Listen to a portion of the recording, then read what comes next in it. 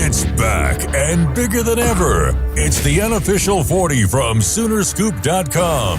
Presented by the Choctaw Casino and Resort in Durant. Now, here's the entire Sooner Scoop crew. Carey, Josh, Eddie, and Bob. All right, it is the NFL Draft Edition of the Unofficial 40 podcast. The entire crew is here. It is a momentous occasion, ladies and gentlemen, because I am back from my trip to Houston. I have him potted down, which I can do now.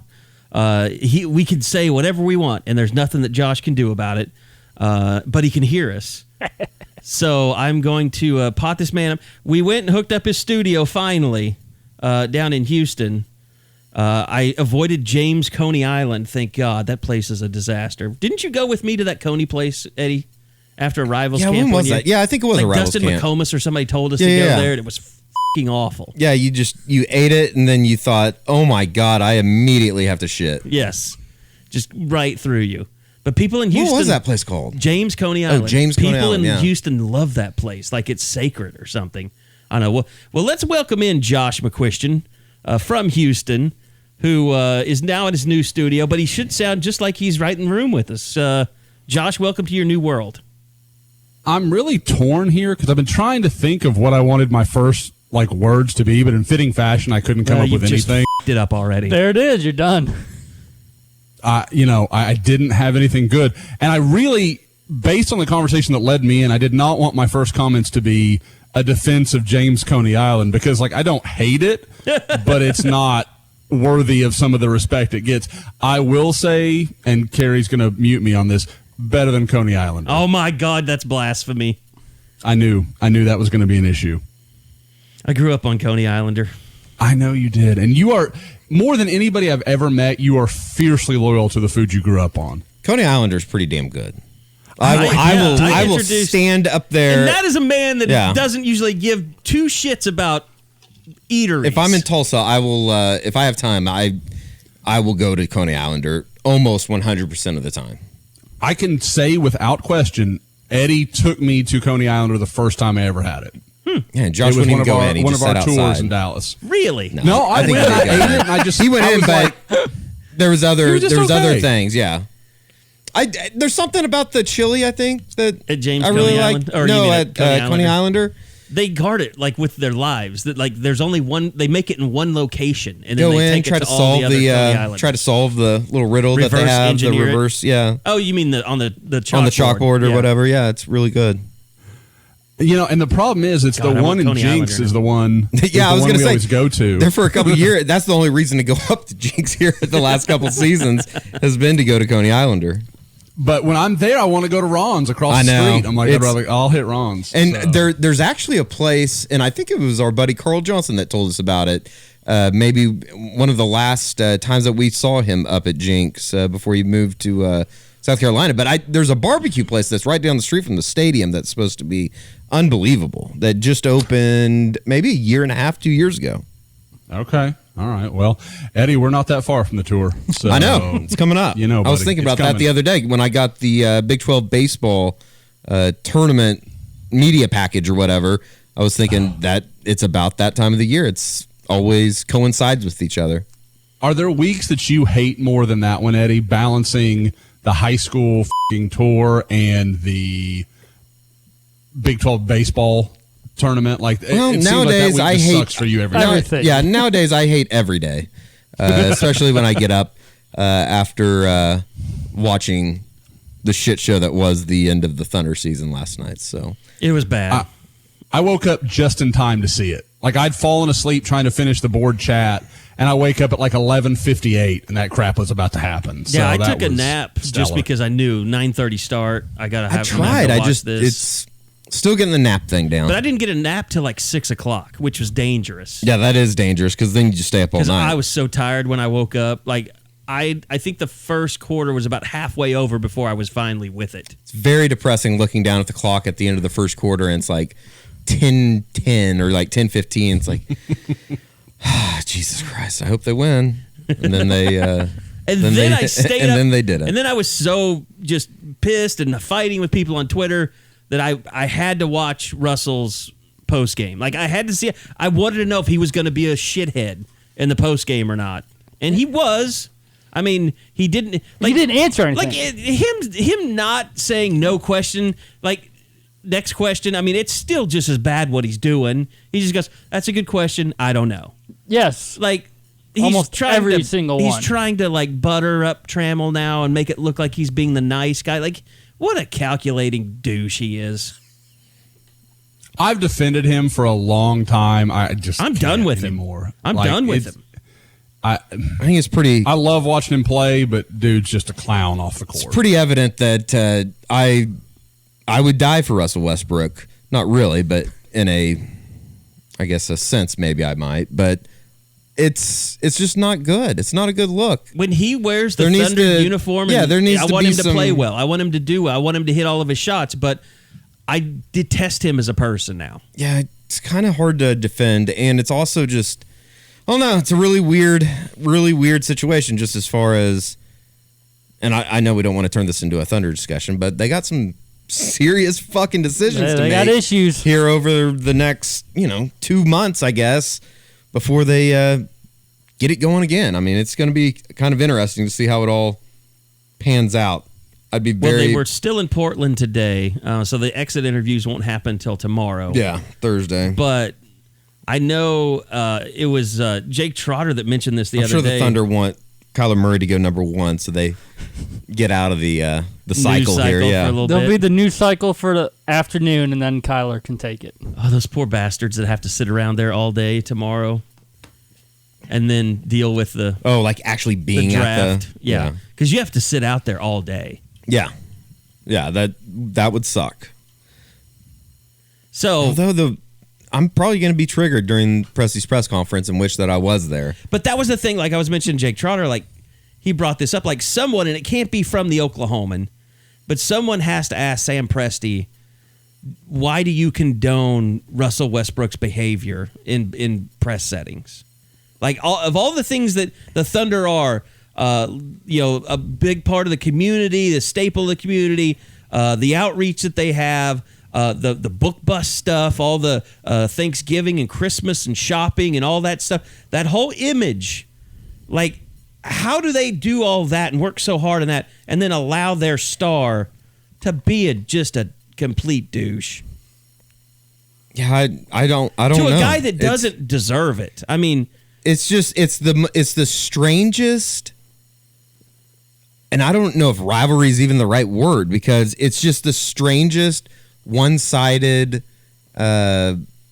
grudge calculation that I've ever seen. I don't know, and I'm sure there's a lot of people out there that could care less, and they already don't like Barry Trammell, which is just whatever. That's another topic for a different day because that's just strange why you wouldn't like the guy. He's one of the nicest people in the entire world, but he's one of the best guys. Eddie men Radosevich just said that about someone. Like Eddie had nice things to say about someone. If that doesn't Tram's an old. I'm conditioned to not like him. Yeah, you're supposed to want to. I am supposed to not like bury this guy him in the dirt. And I love Barry Trammell, so that whole thing has always been weird to me. But I'm sure that people don't want us. You media members all sticking together.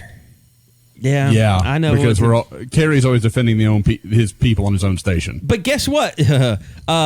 Or just letting Eddie run right over them and not saying exactly. Anything. Yeah, I hate a lot of people. Okay, Barry Trammell's not one of them. Straight, he does. You have to either be a douchebag or. But people say like, "Oh, what does it matter?" Been to prison for me to not like you. And here's the thing: people are always like, "Oh, the media sucks. He can do whatever he wants. I support Russell 100%."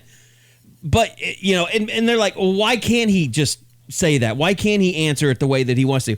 Did you see the reaction to the Thunder last night? Like the world hates the Thunder, and they got clowned by everybody. And Russell Westbrook got clowned by everybody last night. Including the Trailblazers. Yes. Yeah, I mean it's basically mostly the Trailblazers. And they deserve it. When you act like a bunch of bitches like they have throughout the entire season and then even in this series, I mean the Thunder, they deserved it. Well, I said this. They acted like a bunch of bitches. I said this morning, and to bring it around to OU football a little bit, like look, no one had as big a chip on their shoulder or was as competitive as Baker Mayfield. I would say that next to Russell Westbrook, you could put Baker Mayfield right next to him as just a ridiculously competitive person. But at the same time, Baker Mayfield was never a dick to the media. He was great with the media. He might put you on his list, but he would never not talk to you or be a jerk to someone in person. Like, he went on Colin Cowherd's show. Yeah. I think that in a way, it's maybe a little bit different because Baker knew how to use the media. Russell Westbrook's at a point in his life right now where, let's be honest, he doesn't need the media. Is that kind of fair to say? But he doesn't need the media, but he needs to use the media. True. Yeah. Because of the backlash that's happening right now. Absolutely. If he used the media better, just like Baker used when all that stuff was going on with the crotch grab and all the outside world, and the fact that his suspension was literally like one play. Yeah. Or three plays in a series. It was a series, but they ended up scoring on the second play or the third play, whatever it was. Like, if Baker was a jerk to people locally, people would have been like, that's bullcrap. That's not a suspension. Lincoln Riley, you're a horrible human being. But no, Baker was great to the media. Yeah. So he got a pass on that kind of stuff. But we all knew, okay, that's not really, leading into that, his coach cried, Lincoln cried, Baker cried, and then he missed two plays. And he wasn't the captain. And Orlando Brown took his jersey out to the coin flip. It's an all-time moment on Owen Field when his jersey was brought out in a game he's going to play. Like he died. And he only missed two plays. So good. By the way, Kyler also got suspended for a series. He got a lot to live up to, Jalen Hurts.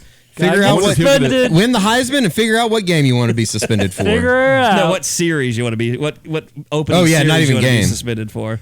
Do you think Danny Cannell is concerned about Kyler Murray off the field? Man, I thought he had an off take or he was off the beaten track on his take about flipping a bat, which I encourage people to flip bats.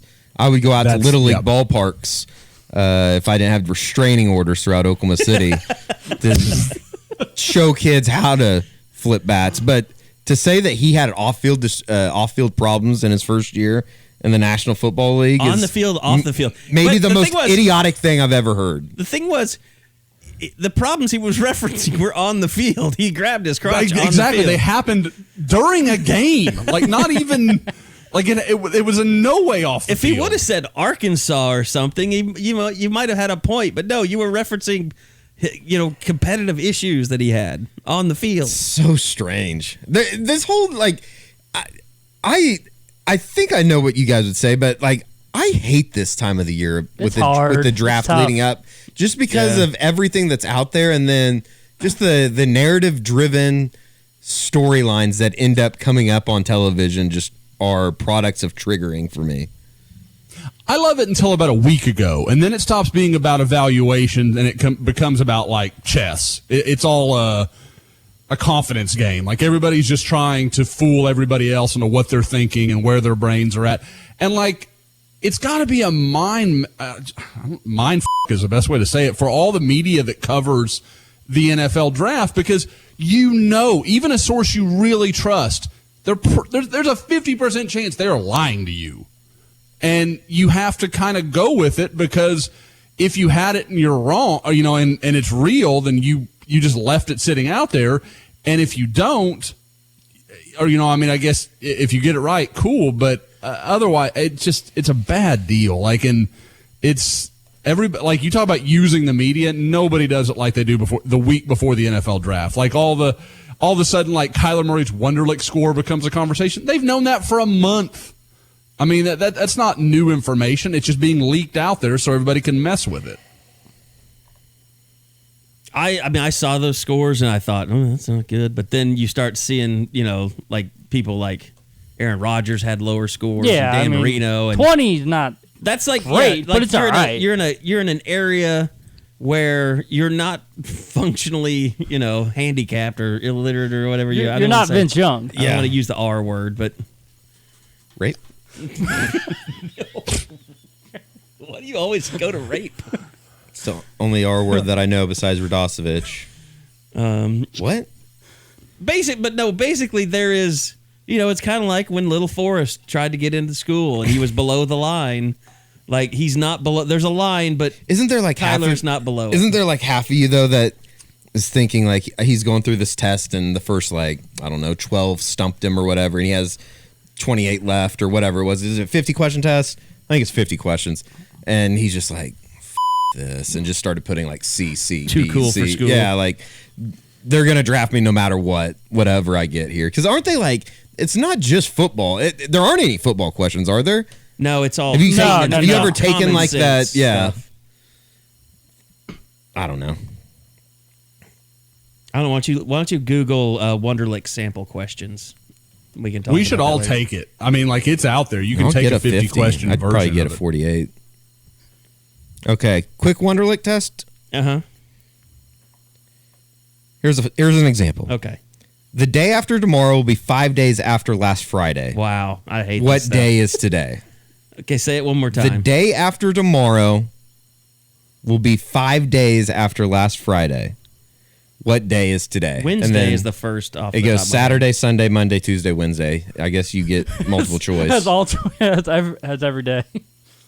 Well, 5 days after Friday is Wednesday, right? Friday, Saturday, Sunday, Monday, Tuesday, Wednesday. 5. I just counted on my fingers. I know you can't see. Yeah, I don't know what the answer would be. I think it's Friday. No, the day after the day after tomorrow tomorrow- would be 5 No, I days listened after to- Friday. So what day would it be? I know, So it'd and be the day after Thursday. the day after tomorrow is 2 days from now. 5 plus 2, 7. I don't think your logic is correct. Okay. I don't even think the day after tomorrow is part of it. It's just what's 5 days after Friday.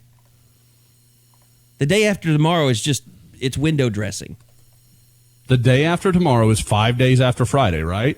which would make it Wednesday. Yeah. 5 days after Friday is a Wednesday. Yeah, but it's The day after tomorrow doesn't matter. It's not. It's just there to confuse you. hang on.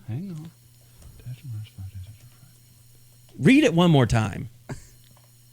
The day after tomorrow will be 5 days after last Friday. Right. What day is today? It's Wednesday. I mean, today is Wednesday. Of course, the day after today, tomorrow's. That is the relationship to 5 days from then. Oh, so so of it's course the day Tuesday. after today. It's the day after tomorrow. It matters. It's part of it. 'cause Oh, it's 5 days from days. that point. It's 2 days. So it's Tuesday. It's Monday. If the day after tomorrow is 5 days, that's 2 days away. So you got to come back to 3. So it's 3 days after Friday is what the day is. And your Wonderlic test is over, Carey. You got one question right. Jesus. You got a 1. But you already answered Wednesday and moved on. Well, if I had the question in front of me, I'm just going off of Eddie's verbal. He's going to blame Eddie's reading. Jeez, Eddie. That's happening. I thought you did a great job, Eddie. Thank you. I'm not blaming Eddie. God, moving on. The Wonderlic test should be, I don't know. It's an interesting description of somebody's, I guess, brain power. It's just common sense. Yeah. And thinking on your feet, which I don't think any of us are that great at, probably. Okay, so the NFL draft is coming. All kinds of photos coming out. You've seen Bob Stoops is there. I guess Bob's been there for the Heisman. He's going to be there for the draft. Will Bob be able to go to anything after this? Or would you say that this is the cutoff point for Bob this year? Yeah, we're starting to run into the point where he didn't recruit the players or anything of that nature. So, yeah. Yeah, I mean, he would have been involved with CeeDee Lamb. Right. But, I mean, I think we all know about Bob's involvement. You know, like, it's not like he and Lincoln were, or he and Lincoln and CD were or anything like that. So, like maybe, I mean, it's never going to happen. I mean, they're not, but like if a Neville Gallimore was a first round pick, I guess you could say he was involved. sure. He coached him.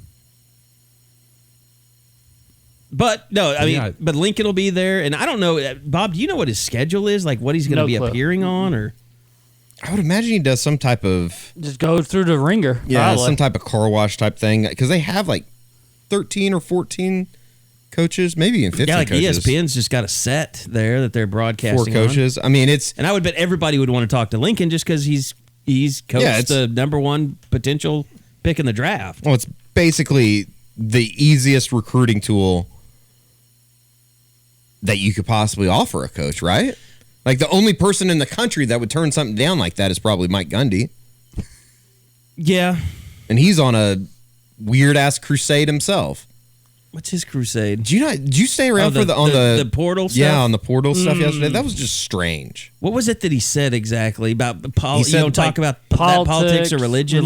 Yeah. Yep. He basically said You don't talk about it. I don't want to adapt myself to what you have to do in today's current times of being a college football coach. That was basically what he said. When he said that religion and politics Which and would portal. explain a lot about his recruiting. No, it explains everything. We talked about it a little bit this morning. It's just the fact that it's no wonder they've had trouble getting highly ranked recruits in there and getting out recruited by Iowa State and Kansas. He just doesn't think it's very important. Which, when you've seen what Oklahoma's done, when you've seen what Alabama's done and Georgia has done here over the last couple of years, Clemson, I don't know how you couldn't buy into an idea that maybe I do need to put some importance on recruiting or put some importance on selling my program. Just it doesn't make sense to me. I mean, look, OSU was in a great position for a while after they built their stadium because it was better than TCU, it was better than Baylor, it was better than Oklahoma in a lot of respects. I mean, better than Kansas State. Right. They had one of the best facilities in the country, and only really the recruits knew about it. Like the fact that their facilities were so good is one of the driving forces in what got OU to finally do something about their facilities in the South End Zone. So now TCU's caught up. I mean, OU's surpassed in some ways. I mean, they still have top-notch facilities, but Baylor, I mean, has better facilities now. Kansas State has great facilities now. I mean, Kansas is trying to build a $300 million set. Like, that advantage is gone. Any advantage that they had, it's gone. And now it just seems like, God, it seems like we've talked about Mike Gundy a lot, but it just seems like he doesn't care.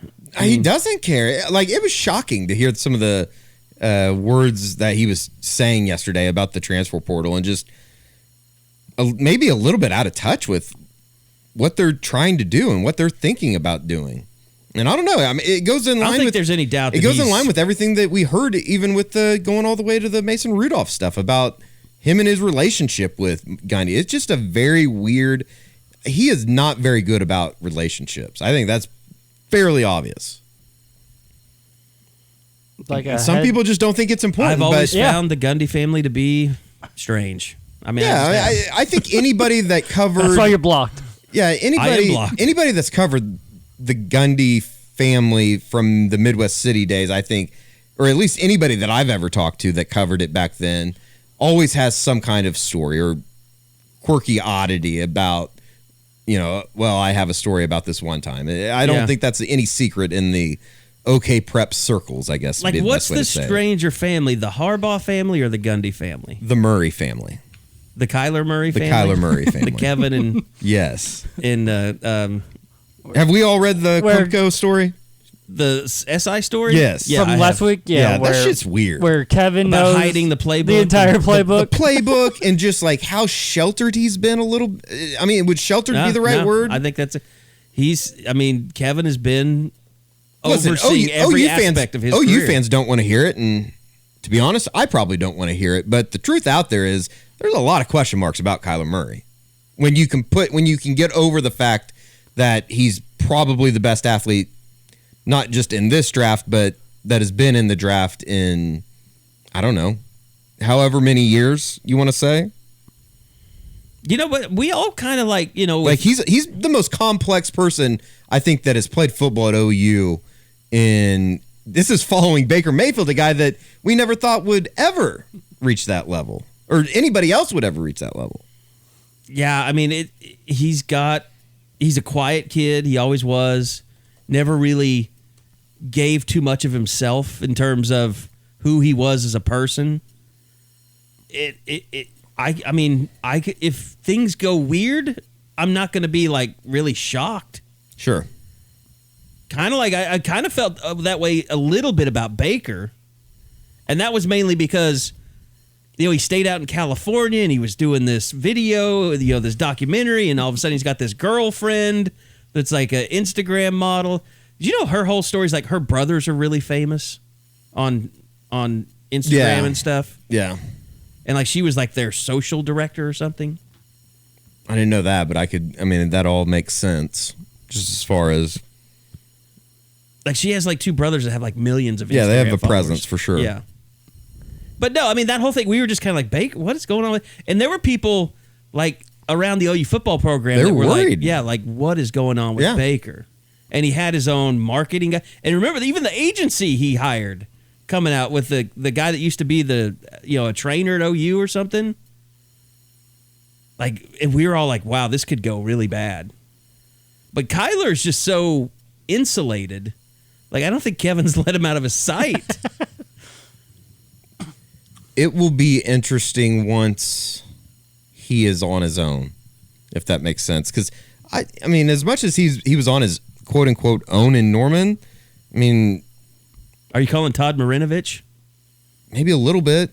Not that he's gonna. The Todd Marinovich story? Yeah, I've seen the 30 for 30. Not to say that he's gonna fail by any means, because I do think he's gonna be a good quarterback in this league. It's just, I don't know. He's had to. I don't even know if he has had to grow up. I don't know if he has grown up. If that makes sense.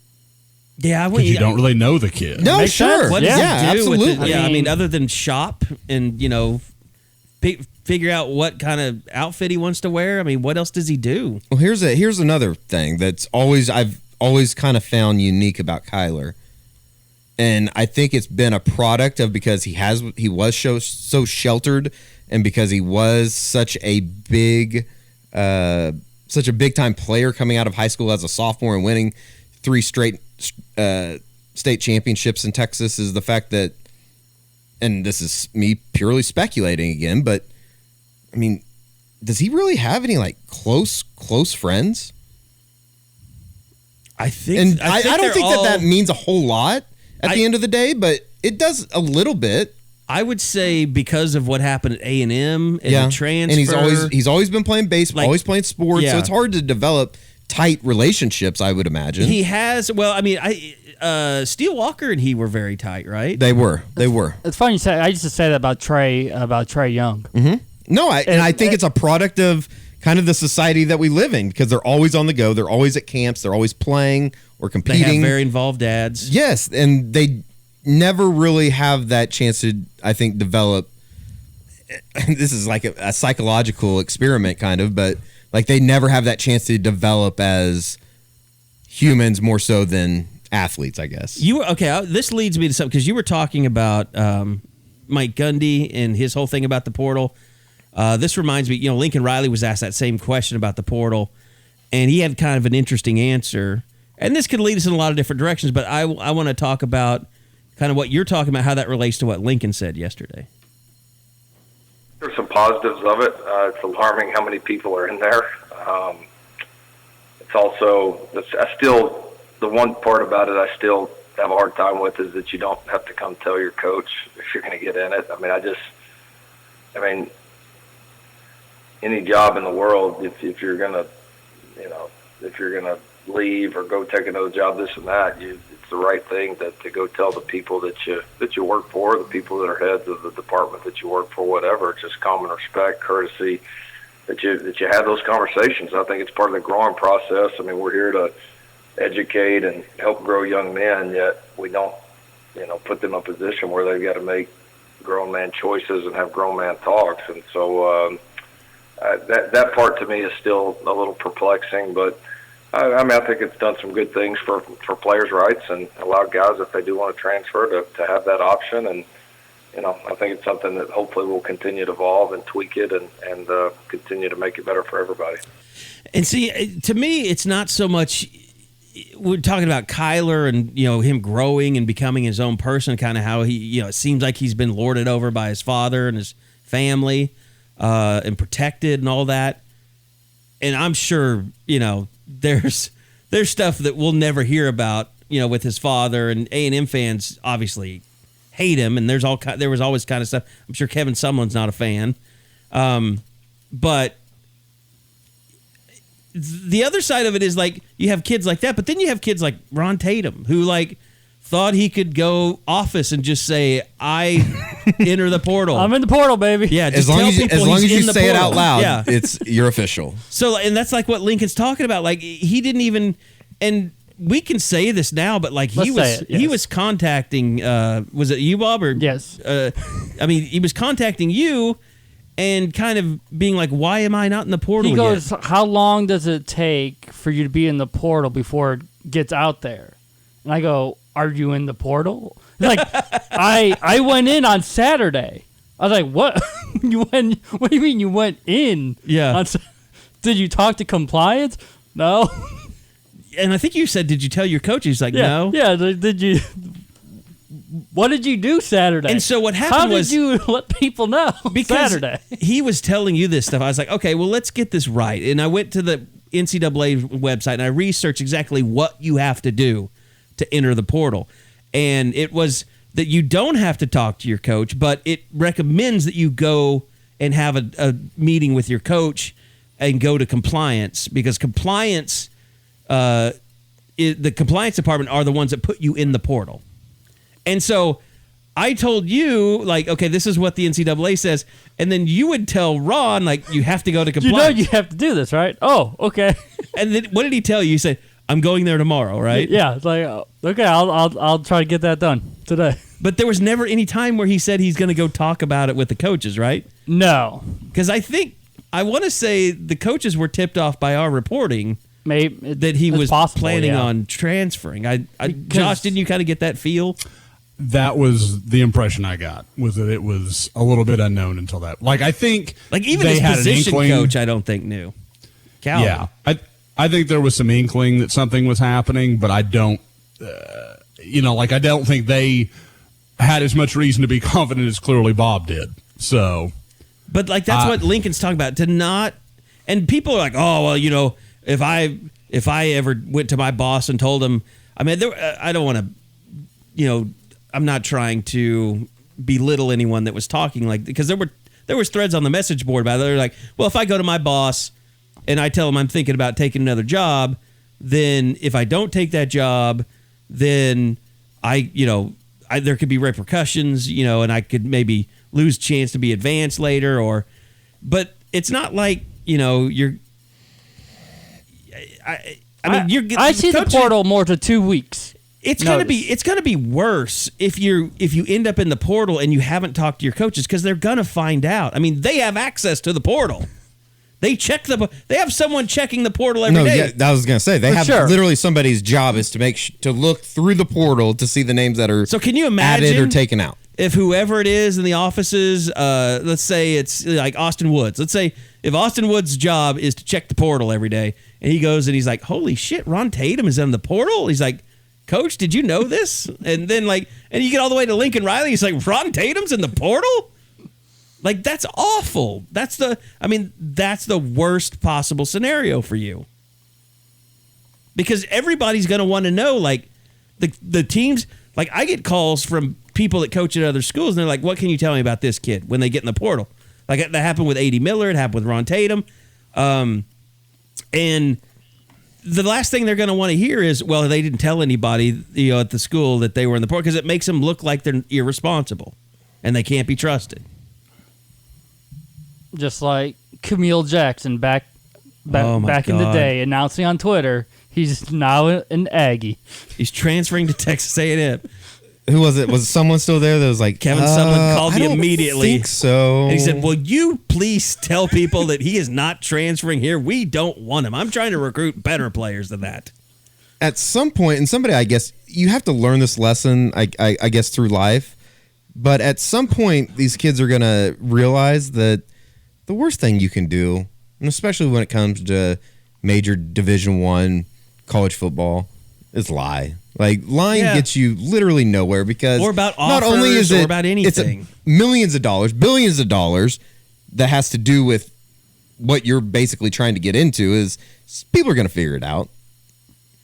Yeah, you're not. I mean, there are too many people getting paid to know what's going on to report that are reporting on a school for you to pull something off. Eventually, it gets figured out. I mean, as embarrassing as the fake recruit, profile was, like, it didn't take long for that to get figured out. It took longer than it should have, but still, it got found out pretty quick. Well, the thing is it got found out before anybody knew it happened. It just happened to be because it was set up and they were trying to do exactly what they did, that they took pictures and everything like that. They got it all set up, but it was down before anybody ever even, like, if they wouldn't have done that, no one would have ever even known it happened because it was fixed so quickly. But at that point, what can you do? Okay, let's talk a little bit more about the NFL draft. I thought one of the things Lincoln Riley had, as all the coaches did, they had their Big 12 post-spring teleconference, and Lincoln Riley was asked about a guy, and he kind of got fired up when he was asked about Rodney Anderson. You're all talking about a guy that's, when healthy, easily one of the best, if not the best back in this draft. And you're talking about a guy with an elite skill set, one of the rare backs that can, from first to all the way through third down, can do everything that you want him to do and do it extremely well. Has power, breakaway speed, accomplished receiver, toughness, character, work ethic. I mean, has everything that you want. And the question mark is he going to stay healthy? And I think he's had some kind of quote unquote freak injuries, and I think I really feel like the kid's going to put those behind and go take off. And so it's an intriguing deal because you got a lot of teams that love the tape and they've got to answer that question in their mind. And but there's no doubt. I mean, the potential payoff on getting a guy like him is huge because he can be a franchise back. And I mean, he is. Well, Josh, I'll throw this to you because I mean he's been in your area. You probably almost saw as much of him in high school as we did in college, with the limited amount of time that he played. But for him to kind of become the player he has from the guy you saw in high school, it's got to be almost one of the more. I mean, you knew he's going to be a good runner, but to see him, a guy that was considered a Heisman front runner going into his final year, I don't know that any of us saw that. It's been so quiet on him that I can't help but wonder if there's a few teams out there that have fallen in love with him and are loving the idea that everything's gone quiet. Because nobody, not even guys that I really like, Daniel Jeremiah, some of the NFL draft guys that I really think have a good feel for not only evaluation, but talk to the right people and have that kind of information, they're not talking about him. They're talking about all these other guys. And to me, the only guy in this running back group that is even close to Rodney Anderson when he's healthy is Josh Jacobs. I mean, so I get that he's had the injuries and all that stuff matters. But if you're telling me you could get a guy like that in the fourth round, who I think Riley's right, could be your 7-8 year starting running back, and you get that guy in the third or fourth round and probably get him on a discount because of the injury. I mean, you're not going to have to pay up and do all these other things. I just can't believe there's not a few schools just dying, hoping he'll slide just a little bit. And you're right. I mean, he's a guy that I've watched since high school. I thought he was a good runner then. We've talked about it a lot on the pod. I couldn't believe how much he developed as a receiver because that was just something he didn't do in high school. And to see the strides he made at Oklahoma, and not just he's a pass catcher. Some of the catches he made were just unbelievable. The one at TCU, I think I'll remember for a long time, or against TCU. But, like I said, I like him a lot. I think he's maybe the guy in this Oklahoma group of draftees that just, for whatever reason, I don't know if it's because everybody's watching Ford and Brown and Murray, or whatever, but it's just like people have forgotten him. And I'm like, man, he played this season and he shredded maybe the best defense in college football just, a year ago. Yeah. That Georgia game was amazing. What is in the water? What is in the water as far as developing unbelievable tight ends in Oklahoma? George Kittle last couple years. Yeah. And then Jay Sternberger is going to be a guy that plays, I don't know, I would say 6 or 7 years at least in the NFL, right? I have to take it on the chin with George Kittle. I did not think that was a dude. Josh, nobody did. Love Jay Sternberger. I can attest you did. I could not figure out why no one cared about him. Like, he was 6'4" and he could run. Like, that should be end of conversation. You should have some FBS offers right there. And he had to fight and scratch and claw to get Kansas. And then Kansas wanted to.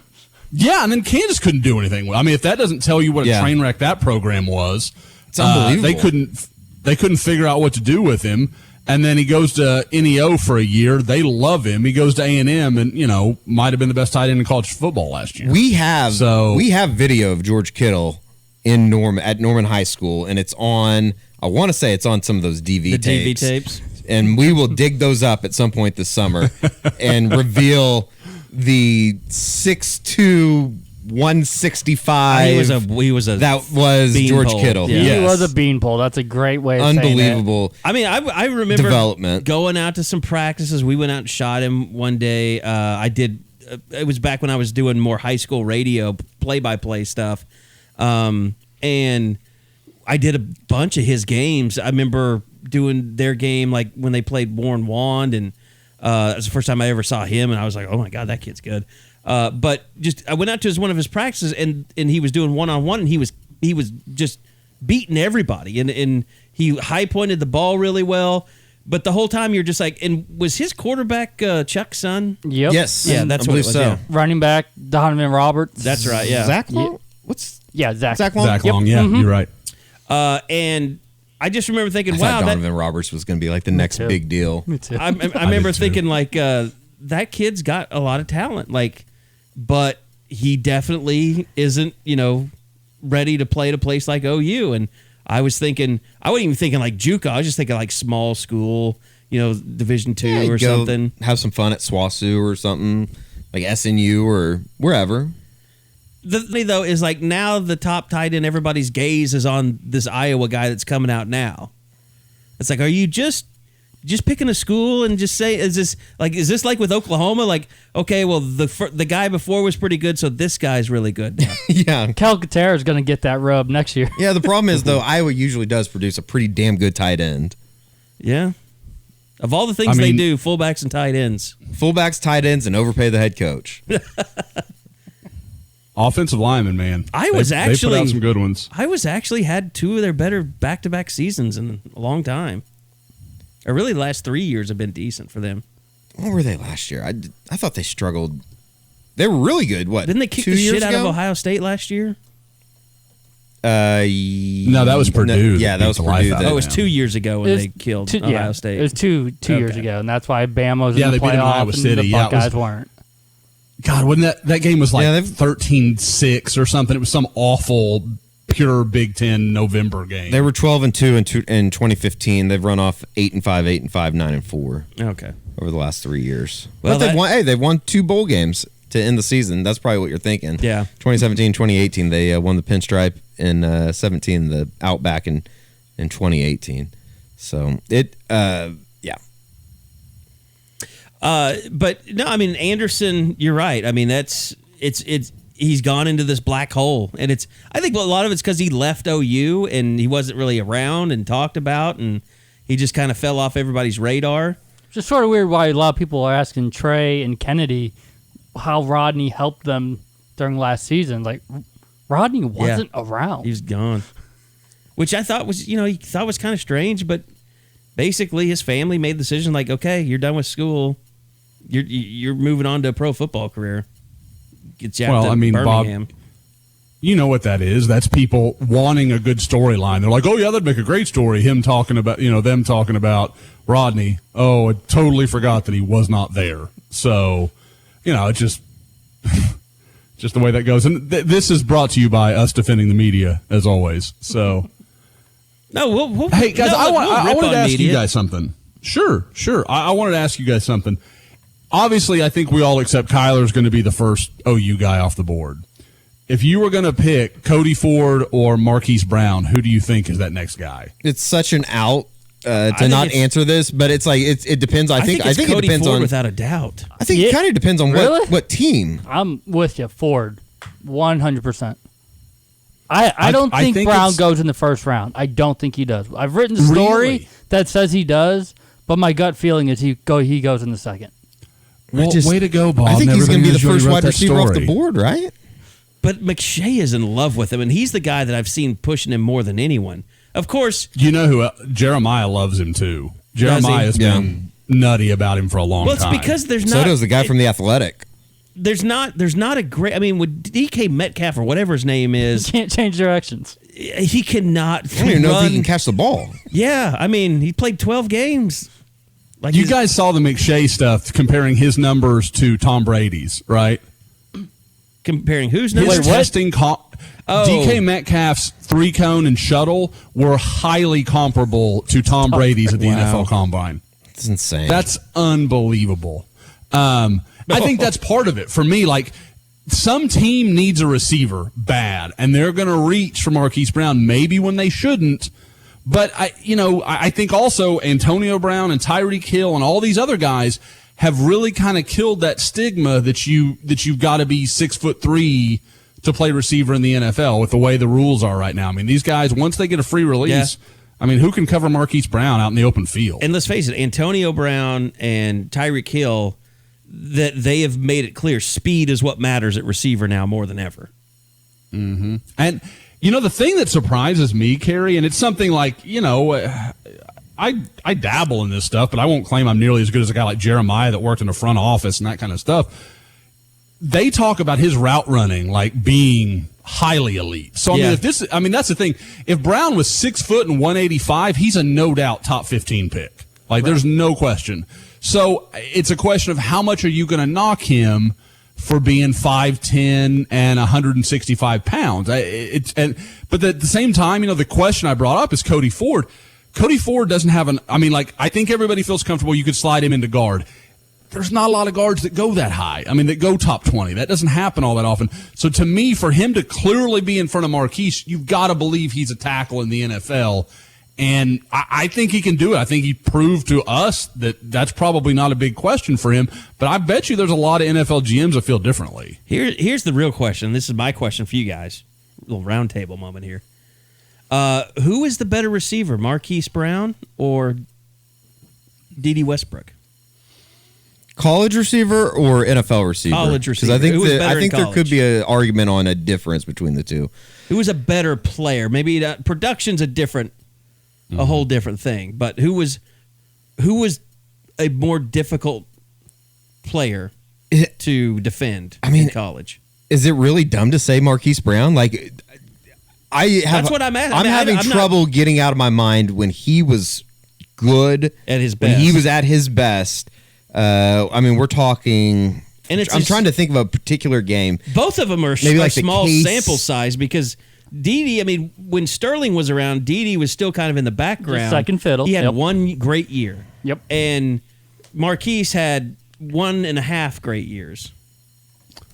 I would, especially when you word it as the more difficult to deal with, I would say Marquise. Just because as fast as Dede was, he wasn't Marquise fast. Like, Yeah. Marquise, one of the fastest guys I've ever watched in pads. Like, he flies. And, Eddie, you're talking about the game to think of. The one that I always think of is that his, I guess, sophomore year, Bedlam in Yeah. Stillwater. I mean- 9 for 265. Yeah, he just went bananas, and that's the game that I always think of when I think of him at his very best. Well, he went And- for over 200 in K-State that year, didn't he? He went for 265 was his career high. He went for 11 for 243 at West Virginia this year. Yep. He also had a 9 for Antonio 191 in Ames. He had a nice little run there. But 2 years ago in Stillwater, that was kind of 9 for 265 at Kansas State. That was kind of his breakout game. Yes, it was. Yeah, 6 for 126. Okay. Averaged 21 a catch though, so he had some big plays in there. That was the one. That's the one where Rodney scored. Right. Yeah. I'm Yep. up now. Yeah. No, I mean he's. I probably would go Marquise Brown, and that's probably discrediting what Dede did a little bit, just because it's so much more recent with Marquise. Recency bias. Yeah, probably a little bit. And the one thing that Dede can do for you is you can throw him out there on punt team, and he'll take one back for you. I also think Marquise was just a little more diverse. Like, he could do a lot of different stuff. Like, Dede and he both could go vertical and stretch and that kind of stuff. But I thought Marquise was better catching a little hitch or going across the middle, that kind of stuff, which was shocking, because like I said, when the guy arrived, he was like 145 pounds soaking wet. Which I think goes back to the evaluation about his route running ability. Yep. Yeah, it's the games in Ames, Morgantown that make me go toward Brown. I trusted Brown in the big moments. And the thing about make the play. The thing about Marquise was Dede, he would get in one-on-one situations down the field, make big catches, get behind the defense. Or, you remember the play, I think it was against Baylor, where he basically didn't put a guy on skates, was on skates, and just twirled around. He stopped on a dime when it didn't look like it's humanly possible. Yeah. I mean, he did special things. But he wasn't that guy like Marquise was, like that UCLA throw that they show on Kyler all the time, where he hits him on a short slant, and then he just outruns the entire UCLA secondary, which they had some talent in that secondary. Oh, yeah, he ran away from those guys. That was something Marquise did that you didn't see. Dede. No, he had speed. Like, Dede Westbrook was fast. OU's had a lot of really fast guys around here, but Marquise Brown was... Him and Kyler were both, like, that's a different level of fast. Don't you think he would take Kyler? That people... in 100 yards? 100 yards, yes. Yes, for sure, in 100. That's not even a question. 40, you think you would... It'd be close. You think Kyler has a chance on the 40? I think Kyler's acceleration I think it would is just damn near be, else. like, tenths of a second close. I feel like if you could combine What's smaller Kyler's than a first tenth of a 10, second? Kyler's first 10 and Marquise's second, Oh, or I God. guess his middle 20, you're talking like Bolt times. Like, those guys in that range are just scary fast. You know what's funny, though? Are you We're talking about the Atlanta Braves track guy, Bolt? Oh, no, that's... what's that guy's name? I forgot what the...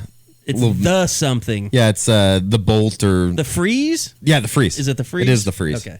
Oh, that dude. Yeah, okay. I saw that just for the first time It's the a other great day. in-game promotion. You saw that for the first time just the other day? Yeah. Well, now, when did it... I don't even know when it got started. Like, is that this season? like a couple years ago. Okay, Yeah, it Last might be year, 5 for years sure. ago. Yeah. Like, if I watch the... Guys, with two kids, like...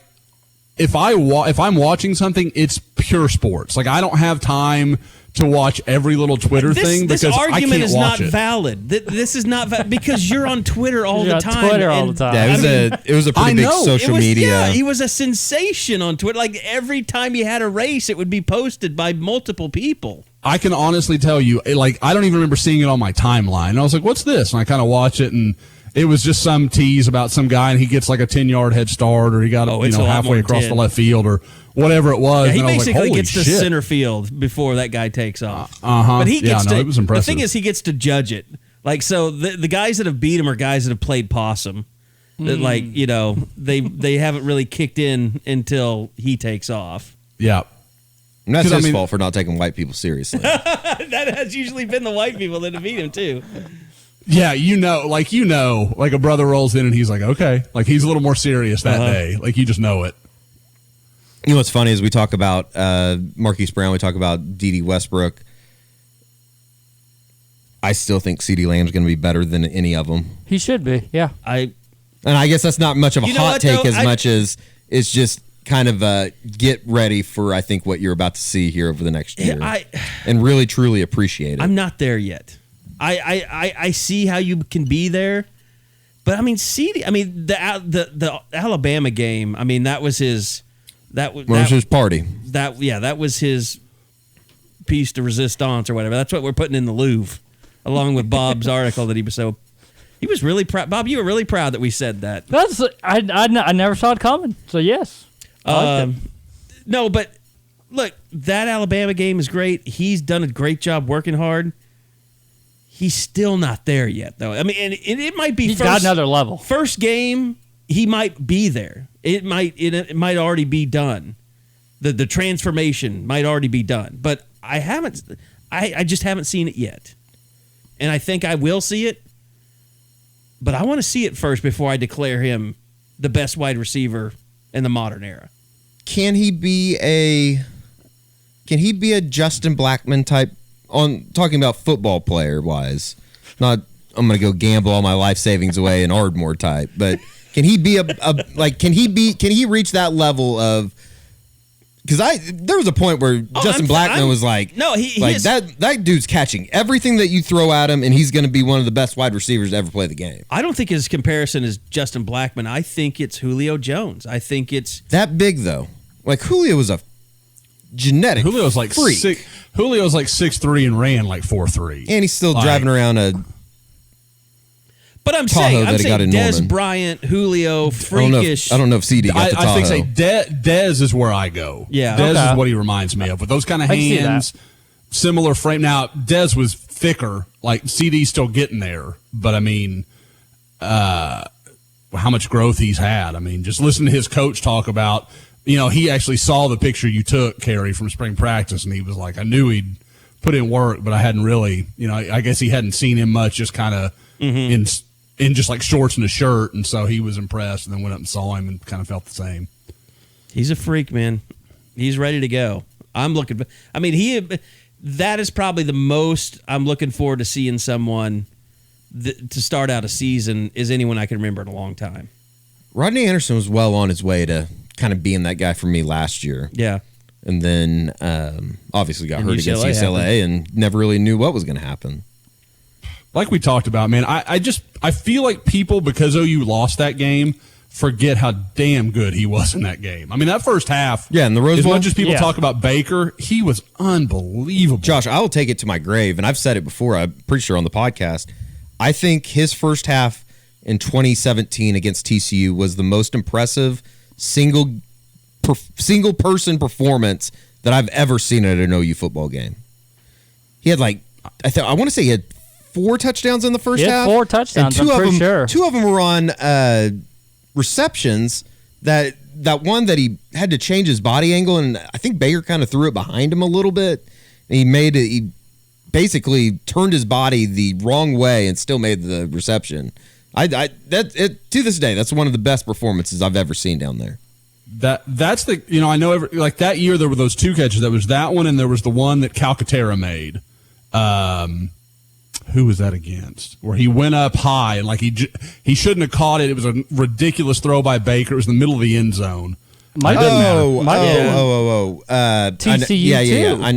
I kind of want to say I think it was TCU. I kind of want. That's right. Headed to the south end zone, I think, if I remember right. I think that's where that was, but I could be wrong about that. But anyway, the catch that Rodney made in that TCU game, I mentioned it earlier. That's one of the best catches you'll ever see. Yeah, probably period. To forget from a running back that had to switch his whole body around. It was just unbelievable. And like I said, that's when I was like, Katie is trying to figure out why they didn't throw in the damn ball. Yeah. Because, like I said, that's just not in their offense. Okay, one of the other things that happened with Lincoln on his Big 12 conference show, we were talking about guys that are going to be drafted or draft eligible. We've talked about Cody Ford a little bit, Marquise Brown, obviously Kyler Murray. Other draft eligible guys, Amani Bledsoe, draft eligible for the strangest reasons. I mean, and it's really, when I first heard about the penalty to Amani Bledsoe, I didn't believe it. Same, and I misinterpreted it too. And it was another one of those things. I had to go. I kind of hate how much I go to the NCAA bylaw website to look stuff up. But there it was in black and white. Is that not a problem, NCAA, that we have to keep running back to your goddamn handbook to look at everything? Because it truly wasn't until the senior day moment. And wait a minute, he's listed. What the heck just happened? And we had to ask, go back and ask, Mike Houck, hey, why? Because I think he was still a junior on the roster. Yeah. And he was like, well, in case this is his last game. We were like, what? Why would it be his last game? And so then I went and read it. It said, basically, if you fail a drug test for performance-enhancing substance, then you not only are suspended for a year, but you are stripped of a year of eligibility. So here's a guy that played as a true freshman, had the failed drug test. This was right after the Texas game. When was that? I don't know when he came back for the Texas game. He came back. It's like 4 games into the following season. Yeah. So whatever that is. He lost a full season while he was still eligible. Plus, they took away one of his. So he only had 3 years of eligibility, and he'd played as a true freshman. They didn't have the 4 rule thing at that point. So essentially, he played 2 years of football. Yeah, that's it. And he played 2 years of football. Had only been at OU for that's the thing that strikes me the most is that the NCAA would have a rule that would strip you of a year of education. Like, that's so against what they're about. Like, you basically just said, well, this kid doesn't have a chance to get a degree, but he's going to play football and help earn a school millions of dollars while doing it. Millions upon millions of dollars. Just another example of the NCAA proving that it's the they craziest could care thing. less It about really is. anybody else but themselves. It's a rule to make themselves look better, but nobody looked in the mirror to say, what's the optics on this thing? Yeah. And we never. Riley was pissed off about this when you asked him about it. And that was the thing. And Bob, I think I'd mentioned this to you. Like, at some point, we need to ask Lincoln about Amani Bledsoe's situation because we never really asked him what he thought about the whole situation because there was never really a time. No. So I finally asked him because we're talking about draft guys on the conference call the other day. It has been frustrating. I mean, and it's probably just more the personal side. You know, this kid, I mean, this is a kid that, you know, through his entire career was never on one list, never missed a class, never missed a workout, just as, you know, as good as you could draw him up. I mean, just did everything right. And, you know, to see him get the strictest penalty in sports, I mean, is, you know, for something that was, I mean, the facts of the case, I mean, it's questionable at best. I mean, yeah, it is frustrating. You hope it looks like there's potentially some change on the horizon because of it, which is all well and good, but that doesn't really help Amani. And it really might be the strictest penalty in sports for one failed test. And for something that, I mean, we basically never really knew what the substance was, but it was something to do with the story was that it was he'd gotten a supplement from his brother who was training him, right? Substance, but he didn't take it to OU, and they had several. He took it, and then he went to, isn't it? He took the supplement, then went to OU and said, "Hey, I took this. Everything's Right. cool." But if he would have gone to OU first, to say, "I'm going to take this," and they would have looked at it and they would have said, "Yes, this is approved by the NCAA," and then that substance ridiculous. would have tested positive for something that wasn't even labeled, right? Yeah, if it would have tested positive for whatever it was that triggered the test, then he would have been cleared because they would have said, "Well, this was a bad batch," or basically. But since he didn't take it to OU first, there was no getting around the ban or the penalty. And then he tried to sue him. That's insane to me. Really? Like, how could you not be able to basically explain your way out of that? I don't know. I hate to say this, but I can kind of see the NCAA's point. It's like, who's to say that was really what you took? Sure. I get that makes sense. You skirted our checks and balances, so how do we know that's really what you took? And there's no way of proving the intent of it. Dump, creatine or whatever in this thing. Well, that just goes back to what I've always said. If you want to juice up, juice up. Let's get this going. Like, I think that DH hitters. Terrible advice. I think baseball players, DH hitters specifically, they should juice up before at bats. I don't think it works that way. Oh yeah, and it's like like not spinach. It's not like Popeye spinach. It's exactly like the spinach, and they get bigger once you Trust me, eat someone who's done the low T shots, it doesn't just work. You don't just wake up with a boner every day. I mean, it takes a while to get in your bloodstream and To get a boner every day. whatever. Why does Jeannie Buss look good? She's too old to look good. Yeah, every time I see her on television, though, you just got to remind yourself that she's Phil Jackson a lot. And that's just weird to me. I know you're joking, but I think the exact same No, thing. I'm not joking. That's kind of like, okay, well, and she has rainbow hair. She's acting like a 22-year-old. I'm sure Monty Jones is faux outraged about something today. You're not a big Bomani fan? I'd say that I'm not a Bomani fan. So outside of that, NFL draft, God, who else is even out there we haven't mentioned? Well, you got. The offensive line. Yeah, the Ben Powers, whole entire Drew offensive Samia. line crew, which you think Seibert gets drafted? probably not, just because maybe by the Bears. Nice. Seriously though, I like it. If they He's want gonna have someone a- that can kick a field goal when he's it going to have a matters. hell of a career. Well, people would argue to the death about that. I think the thing about Seibert that hurts him is he doesn't have a lot of those, big kicks on his resume. He missed game that winners one on his against resume. Army. Yeah. He had a block He's- against Georgia. He's almost been handicapped because he played football at OU, in a way. He had the kick six against Houston. Yeah. Yeah, he doesn't have his resume is not outstanding in terms of big pressure kicks. I don't think that's what the Bears are looking for right now. But the fact that he can do both is going to mean so. I mean, that's a free roster spot if they believe he can do it. Yeah, the last time Well, I he's talked just to him, gonna he be said kicking. he's just going to kick. Yeah, he said he's just gonna be- Oh, okay. He I doesn't missed have. that. He Okay. said he doesn't have the leg to be a punter. Gotcha. Well, it's just like Tress Way just concentrated on punting. Tressway's had one of the best careers a former OU football player's had in the National Football League. Has there ever been And he a was punter credited with- / kicker that's been better than him from quarterback. Oklahoma? Slash quarterback, according to Stephen A. Stephen A. Smith. Well, I mean, I don't know if he can outrun Dwayne Haskins, but I mean, Might get- Garrett Hartley was really good for a while. He had some yeah, big and then he kicks. just He had the He big won a one. Super Bowl, right?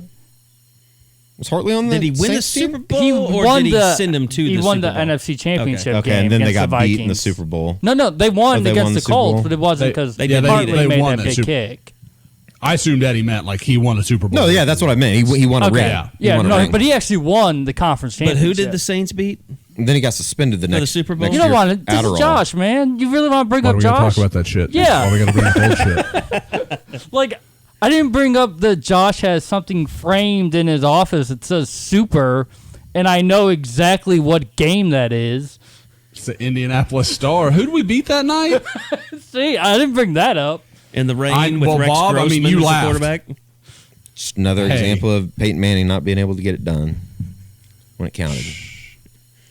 And then, Well, he I've could got get it- two. He could get it done when he played Rex Grossman. Who couldn't? Yeah, that's true too. Hey, I'm sorry. Did he take out Tom Brady in the AFC Championship game? Hell yes, he did. Hell yes, he did. Okay, Josh, you sound like an Oklahoma State fan right now. Massive comeback. Massive comeback. That's the other paper that's in the picture that Carey sent out. This Josh sounding like he's in the studio with us is going to his head all of a sudden. By the way, Because I can hear myself and I know how good it sounds. Josh is going to be on the board as soon as we're done podcasting going, where's the podcast? When's it coming out? So he can No. listen to himself. No, no, What is because Murdoch, I want to do Murdoch it. under the weather today? Not feeling well. Not Get feeling it right. Hey, The list to be of fair, Carey, I won't do that under my username. I'll do that under one of the aliases that I say that shit all the time under. So, the list of people excited about the audio goes as follows: 1 Carey, 2 Carey, 3 Carey, 4 Josh, 5 Carey, 6 Carey. Do you know 7 how much money Eddie and Bob. we've spent on this shit, Eddie? I know. no. I drove 12 hours to I go. know. Oh, know you we know. At the risk of talking about way too many of Carey's boners, I'm not sure what's caused more, low T or this audio equipment. It's definitely a tight race. That should be the. You should write that in as the next liner for the Low T Center. I've never told Eddie. I've never told Eddie this, but he sits in my chair that I do my business in. That's gross. Oh, come on. awful. That's kind of like people that. I like the feel of that leather on my butt, my bare ass. That's even more strange. But it's also kind of one of those things that it's like, yeah, I mean, sure, the kitchen was dirty back there. The food tasted good. That's like when you got triggered when people started showing them making jerky outside of your Thai restaurant in Norman. Pad Thai? Yeah, Yeah. it's like, yeah, it still tastes good. I don't care if it had flies on I'm it. I'm not eating off this chair. Can we talk about the logistics of that room? Because if I'm not mistaken, that is the one closest to the window that looks outside, right? Yeah, and there have been a lot of children playing out there. A lot of young children in Carey's neighborhood, as we have talked about recently. You might be onto something. What are you talking about? You don't want to know. As a father of two young children, I can make that joke. It's okay. And yeah, I got to see Josh's house. I think we should talk about this. Ooh. Lovely house. Oh. It's much cleaner than mine. By the way, Bob came in here today and just... I'm sorry. He goes, well, so why doesn't this place look any different if you took all that stuff to Josh? Look at this pile. It looks like Look, we still have shit. I'm sorry. There's 3 backup uninterruptible power supplies in their boxes right there. I got to tear this place apart next. I can't think of anybody that would be more bothered by Carey's living situation than Bob. Like, It's this bad. feels like it's just an offense to Bob's entire being. I feel like I should clean. Well, oh, trust me, Josh's wife is never coming in this house. Actually, he came here one time to do a podcast, and I made Lainey play in the willow tree on the side of the house. She couldn't come in. No, Lainey, put that down, honey. That's dirty. Don't do that. No, don't put that in your mouth. Yep. Play with that really ant pile don't know over where there. that's It's way safer. Get off of Eddie's chair. You don't know what happens on that. Oh God. But anyway, so Go ahead. I made sure, that I got you all the nice equipment and set it up right. And I could tell, and by the way, I feel like I need to make a public apology to Josh because I don't know, kind of emasculated you. Is that the right way to say it? Sure. Well, it depends on where you're going with it, but sure. Just because I've made it out like you can't do anything, apparently. Yes, you have. You have done that. Well, yes. that's all with technology, though. That's only with technology. And face it, Josh, there are plenty of reasons why I feel that way, correct? Now, based on our conversation that we had while you were in this house, you do not want to go down this road because I have some ammunition. Well, I'm trying to apologize to you. I know, but it's still wrong. Like, I told Eddie after you left, I was like, I could have done that. If he'd have told me, I could have done that. Like, you built a box with 4 sides. There's not even a front or a back. Yeah, but I had to change all the settings and all that. Now that I'll admit. I'll admit that if you needed to be here to actually do that, then there's nothing I can do about that, and that's right. But you think that you could have put the boom mic together all on your own? Yes. And the shock mount and all that stuff. I'm not telling you I could have done it as quickly as you have because clearly you have miles more experience than I do. Absolutely. Let's drive back down there and take it on apart and let him show us. A little reverse Let's engineering. go Okay. 12 hours back down there just to prove a point. We'll make a little. That gives me 12 hours to memorize. We'll make a That's webisode fine. about we it. Got it. From here, it's more like 14 hours. Yeah, that was. I'm sure Carey enjoyed that drive. No, but you said your wife was not real happy after I left. So, as Carey leaves, I can the way And by he the way, set up. wait, I want to stop you first because so it was Easter Sunday, and I felt really bad because I thought your girls were going to be there, and I didn't realize that everything closes on Easter. Like everything. yeah. Like when did that start happening? That's all When I did it- know. I would say more is open now than it used to be. This is true. I just figure stores You can find are grocery always stores that are open. open now. Because is there not a big Easter run on TVs that Best Buy needs to stay open for? There's nothing on TV on Easter weekend. So true. That's a tough TV weekend. So anyway, I was thinking like, okay, well, I should go get like a couple of Easter baskets or something for the girls. And lo and behold, I get there, and it's obviously that Josh told his wife to run and take the girls because Carey was coming, because Josh was the only one in the house. Let me be clear about this. Carey showed up at about 11:30 on Easter Sunday. I don't know what most of you do on Easter Sunday, but Easter is a lunch meal in my world. Like it's not like Thanksgiving dinner or something. Like, I feel like Easter is a late lunch kind of thing.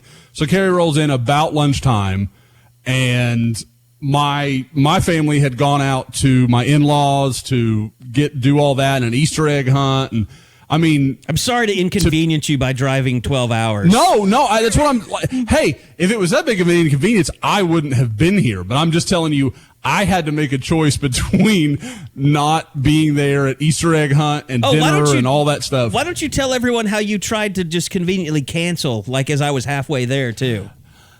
You mean when I informed you of the very thing you just mentioned? That nothing is Everything open? was closed. Nothing? Yeah, you needed open. something, and I didn't know what it was you needed. I just knew you needed something. It was just something. Well, it was an iPad, so that's pretty massive. But anyway, you had we didn't need the iPad. We could run it. It was no big deal. Sure. But you were more than willing to. You were more than willing to say when I was like, "Shit, Best Buy's not open." You were more than willing to say, "Oh well, we can do this another time."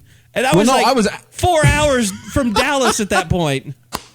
I was literally asked. I was like, "Do you want to reschedule?" I was ready to murder you.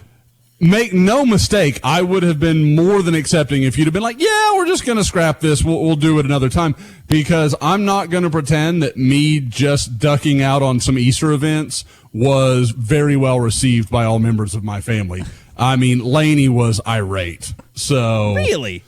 No, God, no, not Lainey. Lainey was like, "Hey, Dad, you missed the Easter egg hunt." She just let me know. So, but yeah, there were parties displeased with my choices. Let's say, I mean, you gave me options, and I believe you chose Sunday as the best option for you. I absolutely did. Now, I think to be completely fair, wow, we're really getting into this for people listening to the pod. I think for people if we're completely fair, you were always coming on Sunday. Ooh. I think you know that, because that's what you said. And I said Saturday, and you were like, "Yeah, we'll see what we can do." Well, we'll see. You were probably. It could have been Monday if you would want it, if you had wanted it to. Oh, that would have been easy peasy. I had no idea. I assumed you had to go back to the station. I thought you had to get back to work Monday. I took Monday off. Oh. This vacation was serious. I went to Disney and didn't take that long off. I'm impressed. Well, I had to change and work on Monday because of the Tiger thing. Oh, I got you. Oh, I see. Like after, I got you. Yeah, because he won the Masters, and it was like one of the biggest moments in radio, history at our station. Sure, should have always known that he was going to win a major. Only idiots would have said he wasn't going to. See, there it is. There it is. It's a shot at my coworkers today. Not a shot. I would have said a deadbeat father if I would have wanted to take a shot. God. He has my number. He can call me if he wants. We don't talk anymore, so I don't care. he can give me a call. He has my number. So anyway, but your wife was not happy with what was left behind. Yeah, so, for the people that saw the picture Carey sent out, like, it's a couple of decks, and there's some wiring behind it that you couldn't really see in the picture. A couple dildos. It was weird. Never. Didn't bring any of the good stuff. Again, I masturbate in that chair. I feel like this is becoming a Cold War. And I'm going to do it more now. I'm telling you, I lived in a fraternity house for a year. I'm all right with this. I can do anything. I can sit in any miserable position. So, your wife minus the dildos. Yes. Yeah. Wow. Yep. Definitely. Wow. I hope she doesn't listen to this one. Anyway, so I didn't mean it that way. I meant minus Eddie's mention of dildos. What you two did is your guys' business. It's not ours. So I see it, like, and Carey leaves, and, like, I'm immediately like, okay, what am I going to do about those cords? Because she's going to be pissy. Yeah, there were cords everywhere. I was explaining Well, to there Bob, were two like, cords and a cord to plug into the wall. Yeah. When you walk in my front door, immediately, like, to your left is my office. Like, it's just there the second you walk in. So the first thing you see is usually my desk, which is, as Carey can tell you, like, it's got a couple things on it, a big computer, and that's really about it. You're very But now fancy. You're very fancy. It's got a big boom mic and, this whole thing. And now it's got the decks and the box sitting on top of it. Like, a third of my desk has now been eaten up by this podcast equipment, which is fine. But Because I you sound knew lovely. that was not going to be well received. So I immediately start kind of like wrapping the cords up, trying to take all the slack I can out of them, because I know if they're hanging out, it's just going to be an issue when we get home. And as I said, I was pretty confident at that point I was already in trouble. So I was like, I don't need to throw gasoline on this fire. So got it under control as much as humanly possible. And for a while, she kind of comes around the house and, like, everything seems fine. And, like, she doesn't say anything. She goes, up to our room a couple times. Because your I can office tell- literally is the first thing you see when you walk into your house. Yes. And so I'm thinking, like, okay, she's seen it and it's fine.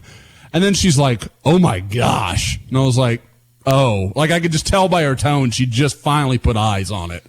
And she's like, wow, that is a lot bigger than I expected. I was like, well, that's two of us. But because I didn't know what it was going to be. I didn't know how. I knew there would be the mic set up and all of that, but I didn't realize all the other things that were going to come with it. And I mean, but people, that's the sacrifice I'll make so you can hear me sound this good. Yeah, But I'm going to tell you, the two people that are sitting here with me can look around this room and talk about who's making sacrifices with their house space. All right. yeah, Bob, if it makes you feel better or worse, I mean, I had to shut down my RoboVac because the cleaning lady was here Oh, yesterday. no. And we didn't really need it to be run today. It's really clean in here, so it's good, Bob, no problem. But anyway, that aside done. So we have to kind of go through, like, she's like, well, can we set it here? I'm like, we're not moving this thing. Like, I'll move it a little bit. We can shift it to where you like it. But she was like wanting to put it under the desk. And I'm like, no, not doing any of this stuff. Like, cause I will have to mess with all this and I don't want to do that. So that admitting the fear of Carey's 12-hour drive down here to make me rewire that, can do it, have no desire to do it. It's like Tiger's Scotty Cameron. That's the one thing in the house that you don't touch. Yeah, I think that's fair. Because, I'm married. Almost nothing else belongs to me. You have so many pictures in your house. You're domesticated. See, and compared to most of the married guys I know, I feel like we don't have many. Really? Yeah. It's something like, I you've got had to some- learn. You have photos everywhere. You have frames and Yeah, I every guess that's room. true.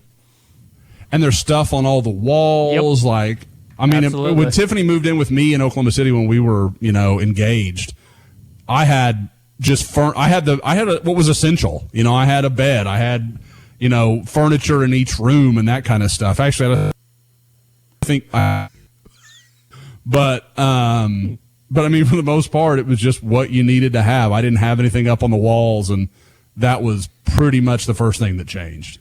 You know what's amazing? These pictures hanging on the wall, they were just hanging above. Came with the house. They were just hanging above the couch that I bought. Like, oh, pictures, I'll take those too. That's Okay. how. Oh, I like That's how I decorate. they were at like the furniture store. Yes. They're dogs. They're dogs. There's dog pictures. Oh, they're sheepdogs though. I don't even have dogs. They're not just dogs. they're Have you made up sheepdogs. stories about who these dogs are? when Yes, people these have asked? dogs are a long line of descendants from Scotland, where my ancestors came from. They raised those dogs. It's really insensitive that you have a signed Michael Vick jersey hanging next to him. No, it's a Ron Mexico. This is the most likely person to eat a dog. Ooh. Like in the sports world or just life in general? Amongst us, On I have a couple guesses amongst the Crimson sports world. Corner posters? It's definitely Woofy. I don't know. He likes Yeah. his dog too much. I don't know Oh, if he he'd be on does that love his side. dog, doesn't he? Like Oh, Buster. celebrity mothers. If I had to guess, probably say Tiger's mom. That seems racist. We hadn't had Is this racist? we hadn't had a is this racist segment yet this week, so I had to add one in. All right, so we've got some eyeballs recently, if I remember correctly. Easter Sunday. God, you people. Second commitment. And I know, but that one's actually out now, right? Yeah, I know Josh knows Ryan Watts a lot better than I do, so I'll let Josh take it. Yeah, Watts was a guy that I talked to following his official visit, which he was one of the spring game official visitors. For those that don't know, defensive back at Little Elm, Dallas-Fort Worth area. A guy that I'll be up to see here before too terribly long, just trying to find out when his practice schedule is going to fit. But a guy that, like I said, I think he really went into that official visit saying, I'm not going to commit, I'm not going to rush into anything, just going to kind of just go through the process. He wasn't in any rush. Well, I talked to him afterward, and he was like, man, it was perfect. I thought about committing a lot. He goes, I may still do something. And that was kind of, and obviously I didn't report any of that because it was just kind of between he and I. But now that everything's come to pass, I think we're probably in the clear. But so he just kind of sat on it. And then I guess that was Good Friday, wasn't it, that Lincoln tweeted that? Yes. Is that right? Yep. I want to say it was while I was on a plane. It was like when it showed up. like 1 o'clock. And everybody immediately, because it was like 4 hours before Brian Branch was supposed to announce. And everybody's like, oh, it's Brian Branch. And I kind of thought it was. And I checked with a few people, and they're like, no, it's Watts. And so, you just kind of, it was surprising because I had talked to him literally earlier that day. And he's like, yeah, I kind of think I'm going to wait. And I don't know if he changed his mind, if he was just kind of throwing me a smokescreen. I don't know what it was. But he decided to go ahead. And then, he talked to our guy, Sam Spiegelman. And I think, like I said, I think Oklahoma just felt like home to him. And I think Roy Manning and Alex Grinch, they just did a good job of, you're going to be one of the guys that's going to change the perception of this defense. You get to be that guy. And it's so funny to hear those kind of pitches at Oklahoma because it's freaking Oklahoma. But Oklahoma never gets to make these kind of sales. Like, it's going to be different. We're going to win here, or not win here. But you guys know what I'm talking about. It's always some school that's been failing and, we're going to turn it around. It's a lot of the stuff Texas has said for a decade now. And Oklahoma's never been able to make this pitch. So on offense, they get to say, you get to come here. The wheels are going to keep rolling. We're going to be a monster. And on defense, you guys get to come here, change this, and take this team that's been competing for national titles with almost no presence on the defensive side of the ball and take us to that next level. You guys get to be the reason that this thing goes over the finish line. And, Watts bought into it. Dante Manning bought into it. I know talking to guys like Court Williams, Antoine Powell-Rylands, some of their linebacker pursuits, those guys really liked what they heard. So, I don't mean to get too far afield, but yeah, I think with Watts and everybody on defense, they're really selling this idea that you can be the one to rewrite what Oklahoma's defense is. Yeah, and I just from what Alex Grinch talks to us about, there's nobody he's exactly bragging on that, if anybody's like, oh, I don't know if I can play there, he's going to be, oh, you can play here, trust me. Like, you could play here right now, probably. I don't think there's a more apt, like everybody will say things like bloodletting. That's kind of what I feel like is going to happen this offseason. Like, I don't think there's a better way to put it. Like, I feel like it's going to be considerable, the changes and possible portal entries on the defensive side of the ball. I've been kind of waiting the next couple of weeks now that they've gone through spring. If some of those guys realize this is not where they want to be. Well, and yeah, well, we already had. Oh, go ahead. No, even the transfer portal in, I wonder if that doesn't, somehow get a bump by the time fall camp gets here. Are you reporting Josh Proctor to Oklahoma? Is that what you're going with there, Carey? It wasn't on my mind, but that would be interesting. Spread it now. Spread the rumors. Breaking news. Sooner Scoop reporting. Yeah, don't do that. So the other thing is, with recruiting, Rivals, we've kind of been pushing on social, had listed kind of the 8 teams around the country that really are starting to make, noise in the draft compared to everybody else. And all of a sudden, if you're Oklahoma, and it's not the quantity, but let's say Kyler goes number 1, Baker went number 1 last year. Now you're going to have the possibility of, 4 guys going in the first round? Well, 3 will be in Nashville this week. 3 in Nashville. Kyler, Marquise, and Cody. So you could have 3 first-rounders. Like, it's been a while since OU has been able to say that. It has, because they've had the number of guys, but like where Aaron Colvin would go in the 3rd round, and that was like your bell That was kind of sad for a while. Now it's starting to get back to where you still have the same number of guys, the 6, 7, but you've got them higher up in the draft board. And then you're going to have Powers and Samia and I mean Bobby Evans and Rodney Anderson. Like, and not to mention that your head coach is going to be there in Lincoln Riley. And I kind of think that this is probably, outside of the Heisman weekend and then obvious recruiting visit weekends and stuff, this is probably the biggest opportunity for Lincoln Riley to be able to build his brand as far as a national stage, isn't it? That's a great way to put it, too, because that's what he's doing. He's continuing to build 1,000%. And, I mean, they're doing a good job of social like they always guys, do. If you're Lincoln Riley, do you demand, not demand, but I mean, do you really make a fine point, like, I'd really like to be the first coach up there? I mean, you've got the guy that is the story of this draft. I wouldn't doubt it. Like, I don't know how much he can. That's something you could wield. I'm sure Mike Howe, that's what he's there for. Yeah. Kind of be his press agent. Like, I don't think Riley's actually going to say it. Yeah. No, but I'm sure he's there for FaceTime, and I think, however much he gets or whenever he gets it, he'll just take it. I mean, I don't know who else. I don't know what other coaches are there. I mean, I think. As far as head coaches, yeah, I can find it real quick. I had it pulled up. Isn't it like it's like 17 coaches? 15. So yeah, it's a lot. I don't know how they're all gonna divide it all up. And I bet you money they're all really good recruiters. Yeah. Oh, I think that those guys are. Somebody like Orgeron is going to be there, which who wants to have that on their show? Got to have subtitles. Everyone. Yeah, I'm sure there's somebody out there. Yeah. The ones that they had listed off the list I was looking at was David Cutcliffe from Duke, which obviously with the Jones kid, Matt Luke from Ole Miss, Joe Moorhead from Mississippi State, Orgeron from LSU, Riley obviously. Nick Saban was RSVP'd to be there, but I don't know with his hip surgery. I don't know if he'll be there. Mark Stoops from Kentucky, Dabo, and then Willie Taggart, who continues to fall back ass into everything that he's ever been given. Yeah, what's he going to talk about?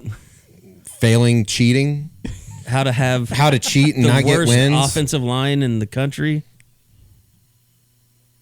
Boy, what? And the guy they have is a late first rounder. Like, I mean, maybe Josh Burns is a good player, but I don't. That's kind of weird to have him there. I mean, I guess he's a good guy to put on camera because he's got a bunch of energy and he's easy to talk to. So, I mean, I guess that makes sense on that level. But as far as this guy has something interesting to convey, I don't really think he'd be that dude. Can't believe Chip Kelly didn't show up. He's such a great recruiter. I was talking to somebody in Atlanta at the camp. We probably should talk about that for a second. But I was talking to somebody at Atlanta in the camp, and they were talking about how they'll ask recruits, what do you think of Chip Kelly? And they're like, I've never talked to him. And these will be guys that are either A, committed, or B, have taken official visit. I mean, like, these are guys that should know Chip Kelly, and they have no relationship with him. Yeah, how many people they now have in that 2020 class that had 0 for the longest time? 0? No, they're up to 2. Ooh. Up to 2. Ooh. A 6'7", 215 quarterback out of New Hampshire. Wow.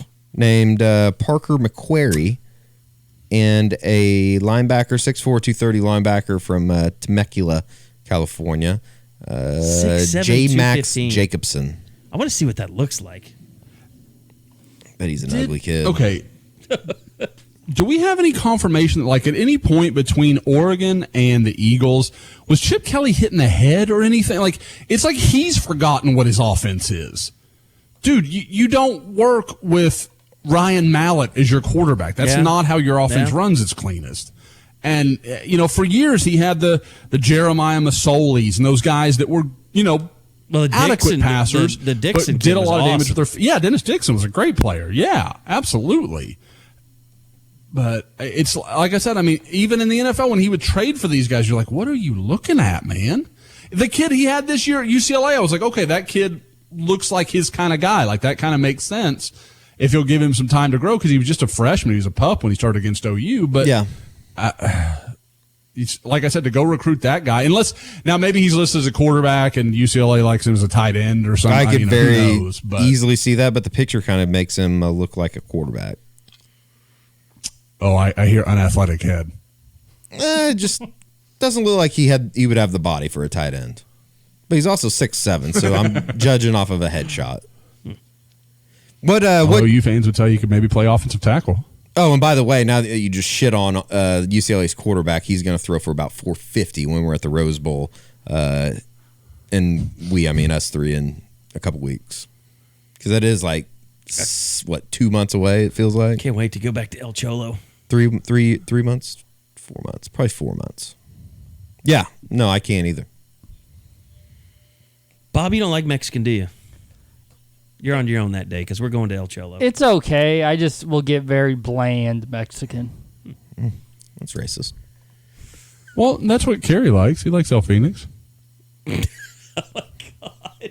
That's maybe the biggest shots fired ever on this podcast. That's a huge shot. I mean, I just have to take that one. That was pretty good. I got to, yeah. El Not Phoenix off- and not Coney off base. Island are shit talk in the same pod. Didn't have I taken you to El Phoenix, Eddie? Mm-hmm. Several times? Yeah. I grew up on like El Chico, though, so I think it's kind of El within Phoenix the same owns El vein. Chico, Yeah, it's yeah. the same vein. Well, they used to have a El Phoenix at the Crossroads Mall.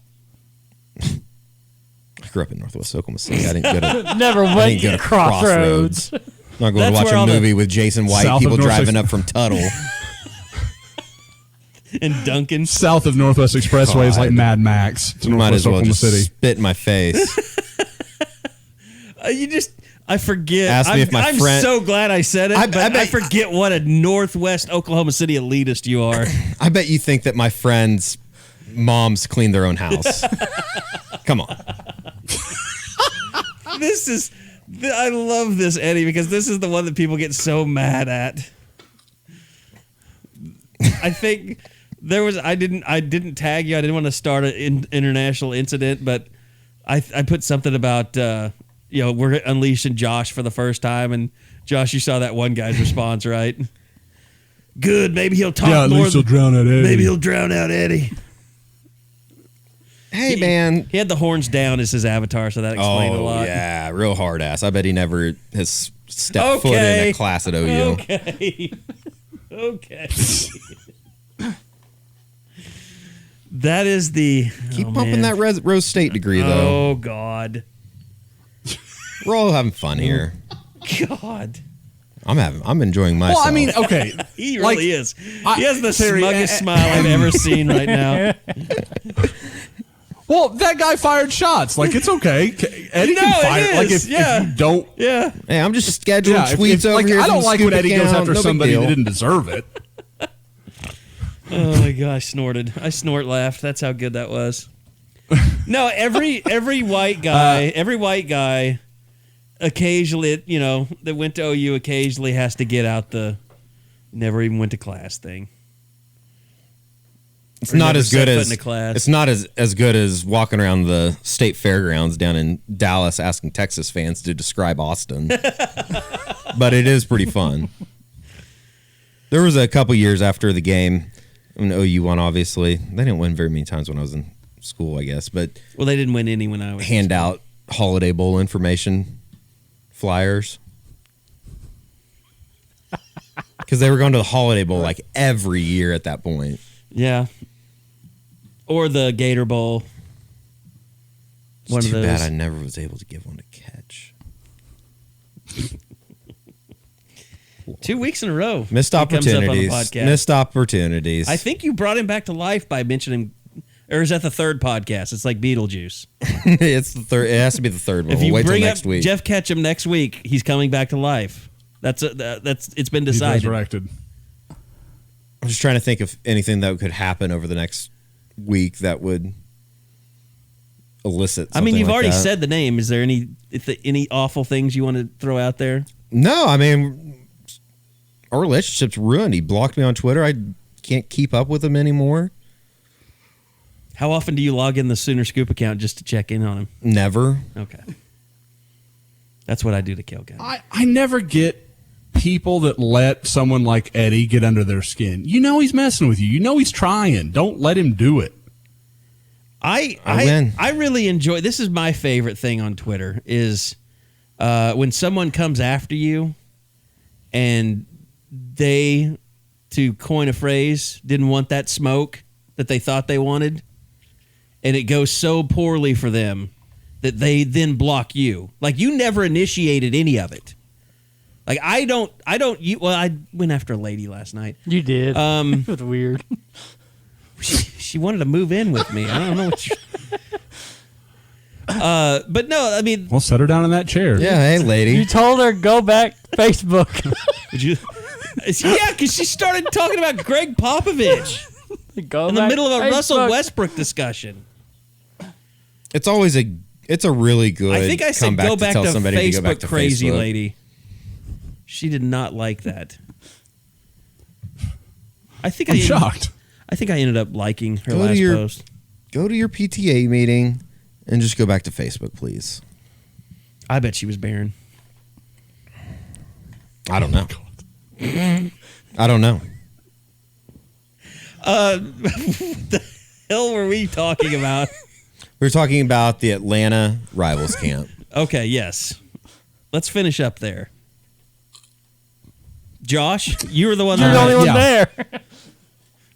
Yeah, you guys want to start, or should I take it?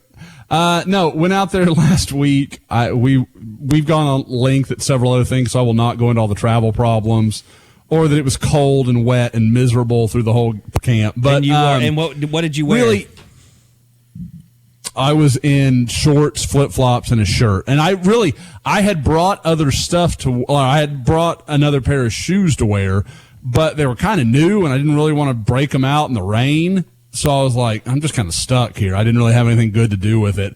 I had no coats. I've got Woody Womack talking trash, and he's like in like Gore-Tex from head to toe.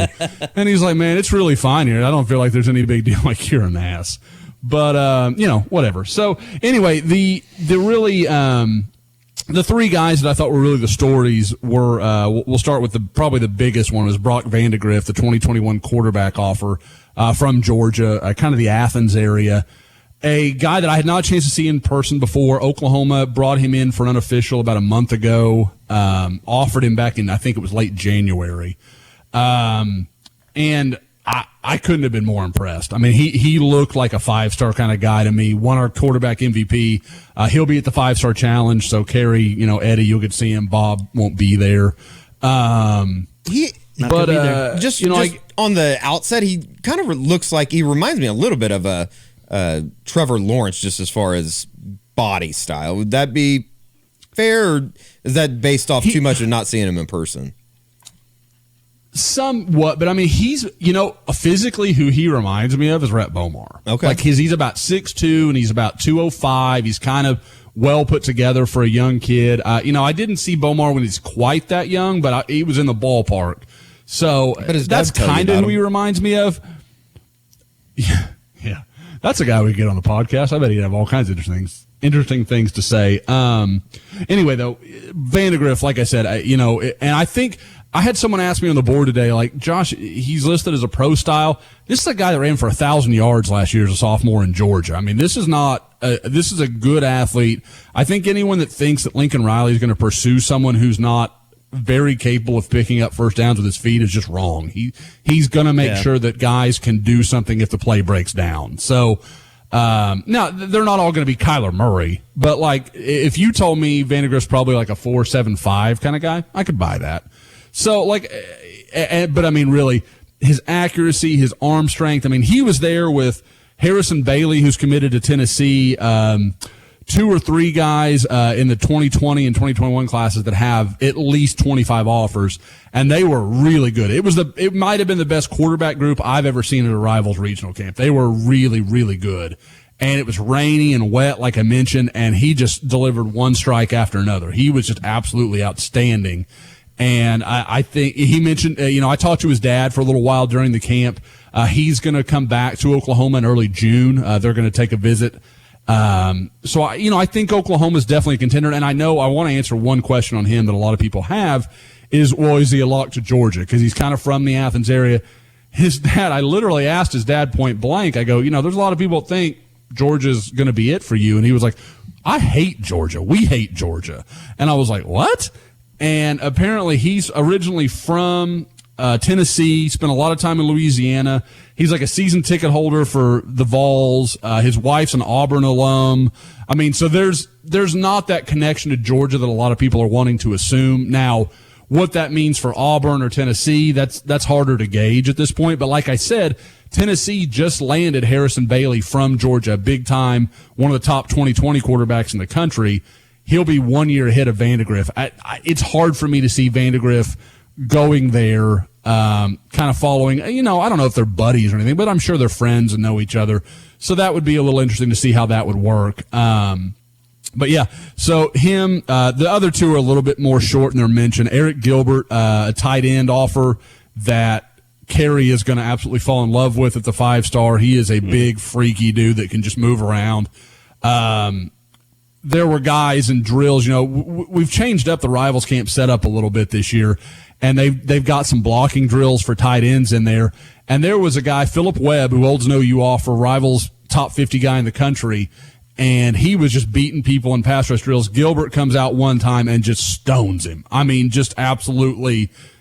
Webb wanted, to steal the same phrase, wanted no more of that smoke. He wanted none of it. So I think Oklahoma's a long shot for him, but he's a 5-star, top 10 guy in the country that it wouldn't shock me if he came back for an official visit. He clearly likes Oklahoma. So we'll kind of see what happens there. And finally is Wesley Steiner, the linebacker, another guy out of Georgia that I didn't realize he was at the camp until they got into one-on-one drills. And I keep watching this guy just making explosive plays. He's breaking on balls and disrupting passing routes. And there's one where a guy runs an out and he literally cuts underneath it and intercepts the ball like 3 yards in front of the receiver and would have had an easy pick six. And so you're watching me like, this is like a 4-5 guy out there playing linebacker. And I asked somebody, and it's Wesley Steiner, who OU offered probably about 3 weeks ago. And I don't think Oklahoma is right there with him, but he's one of those guys that happens in the SEC where right now he's got LSU and he's got Auburn, he's got all the big SEC programs. But as time goes on, it'll be interesting to see if that's still the case, because it was really kind of a weird time because Josh White that day had committed to LSU, so you don't know yet what LSU's response is going to be, because Steiner and White are kind of similar players. So does LSU back off of Steiner? Do they not? That's the school that a lot of people think he's leaning to right now. So we'll kind of see. He just might be one of those guys I'd kind of keep an eye on as we get into the season. And then, don't be surprised when he suddenly just pops up on a visit list. All right, good stuff. Like you said, the 5-star challenge be the big thing coming up in June, and Bob won't be there, but the rest of us will be. So looking forward to that.